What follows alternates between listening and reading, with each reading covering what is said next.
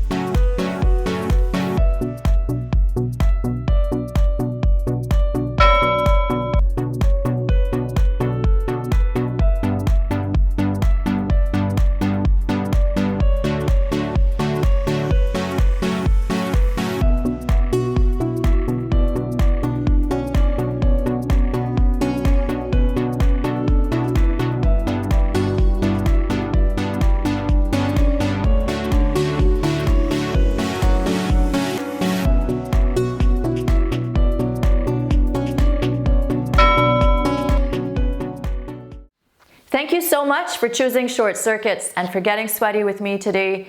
If you enjoyed this workout, please like and share. If you're new to the channel, welcome. Make sure you subscribe, ring the notification bell so you don't miss any workouts. New workouts are always posted on Monday mornings, and on some Wednesdays, I post either an informational vlog or a bonus workout. So make sure you check those out as well.